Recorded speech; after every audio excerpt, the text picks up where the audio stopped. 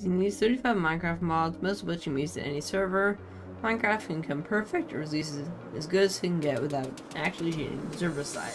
This is how to make Minecraft perfect. Let's get into the mods. First three mods I use are Fabric API, Malware, and Architecture. These are API mods, meaning they don't do anything on their own, but allow other mods to work instead. Next is Sodium. The standalone mod drastically improves Minecraft frame rate, often hitting 4 times the performance of vanilla, especially at higher render distances, such as my own 24 chunks that I am set to right now. Next, several mods I use are CIT Rezone, Continuity, Indium, Iris, Lamb Dynamic Lights, and Sodium Extra, which actually isn't showing up right now. These all have one unified purpose, missing features from Optifine into Sodium. These mods add features such as CIT, shaders, and dynamic lighting into the game. I would also use Sodium Saturday Path Blocks if I could. Another mod I use, Lambda Better Grass, makes it not work. Next is another trio made up of Lithium, Starlight, and Enhanced Block entities, which improve performance on the server side instead, leading to a higher TPS and a more playable experience on the servers that have them. While they technically aren't client side, they still don't change anything about the game other than making it run better, so use them anyway. Well, easy to if you can demonstrate immediately, but you just have to trust me that it makes the game launch faster. That's it. It's very handy for me with my computer that for no apparent reason other than, I don't know, Linux, tends to do things such as boot, open apps, and launch Minecraft very slowly. Let's do a test. Now that we're in the main menu, you can close it out and start timing. Okay, game just launched. You just have to trust me that the window just popped up. Should finish launching in a second. There we go. Now let me show you how quickly I can load this world. That was very snappy, wasn't it? Central Client has many useful features to the game, such as free long-distance multiplayer, zoom functionality, and a friend system. It's one of my favorite mods. Chat Heads is a simple mod that simply adds the head of the player who sent the message before each message is sent. A simple tweak that looks really good and is definitely worth having. Raid literally raises the hotbar up by 1 pixel. Sounds trivial, but it actually makes a huge difference and looks really good. Also, it's parody, and we need more of that. Elytra chestplate swapper is slightly cheaty one. It allows you to press a button to instantly swap between your Elytra and chestplate. By default, the action is bound to your tilde key, but that can be changed. Instead, I have it bound to the Y key, which is the few keys to make keywords bound to some random action only possible via mods. Gamma Altus is another slightly cheaty one that I will need to turn off shaders to showcase. Let me just do that real quick. And now I turn our shaders off and a magic teleport to a cave. Excellent. So I can showcase the mod now. Press a key, default G key, but in my case the scroll wheel, and the brightness will become full bright. And it's going to toggle on and off.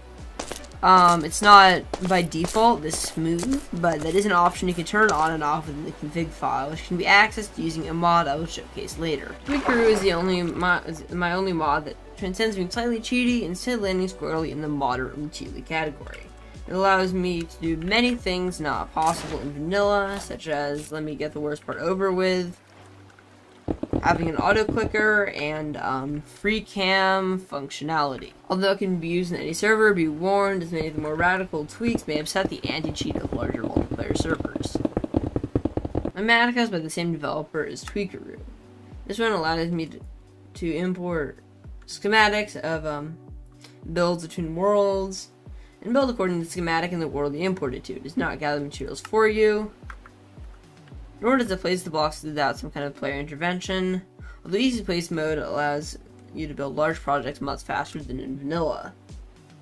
It's one of those mods I just can't do without. Mini-HUD is another mod developed by the same incredible developer as Tweakeroo and Mathematica. This one isn't actually that cheaty. It only had a mini 3 screen that allows you to see some basic information without the large and clunky normal F3 screen. It also provides some other miscellaneous improvements, such as the ability to see how many bees are in a hive, or the contents of a shulker box on your inventory screen, and the ability to create a visualization of a despawn sphere, allowing technical players to see exactly how much of what they need to spawn proof. Better F3 makes Minecraft's F3 screen much more customizable, look much better, and be much more useful. Mine is highly customized. This isn't what it will look like by default, but it looks much better than the vanilla. But even by default, it looks much better than the vanilla version. Mouse tweaks add some more functionality to the mouse buttons when in inventory, such as the ability to hold down to quickly empty or fill containers.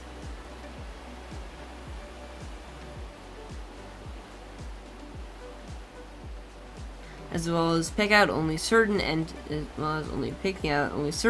from a chest.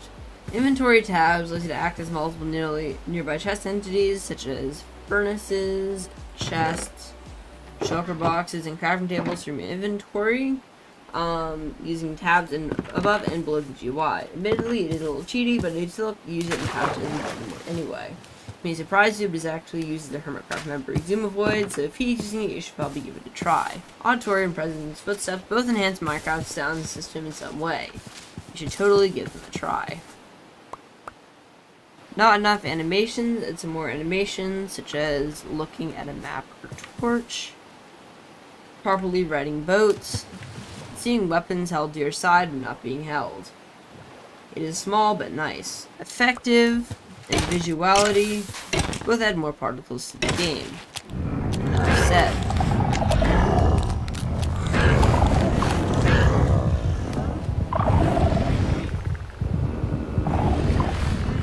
Land a bit of grass allows you to see grass inside of blocks in a new, fun, and unique way. It looks much better than anything you would get from Optifine or Resource Pack, and just looks very good overall. I really like it. The replay mod is admittedly only useful for content creators, but it's quite good. It essentially allows you to create beautiful cinematics of your world. When you partner with shaders, you can get some truly incredible results. Personally, I use it for all the cinematics I have become known for. Voice chat allows you to actually chat using voice and in-game servers that have the mod installed. This can be done either through proximity chat or through a group system where you can create groups that allow players to communicate with each other over long distances. It is essential for any server and even installed in some well-known servers such as Empire's SMP and Hermitcraft, as well as Flat SMP, a server I'm totally a part of. And it's on my YouTube channel, so you should totally go check it out, just to add a little bit of self-promo to this video, because, yeah. World Edit is the only non-performant server-side mod I have in this list. It allows me to use tools to easily build in creative mode, and is very helpful for designing. It's one of those mods I could simply not live without. Finally for today is Mod Menu. This mod allows you to simply see all the mods have installed and configure them to your heart's content. It's absolutely necessity if you want to have any level of customization for all the mods that I've showed you. With that, thank you for watching today's video. I hope you found it helpful and found a mod that suits you. I'll leave a .zip file containing all the files for the mods I mentioned today, from which you can implement as many as you want or even all of them.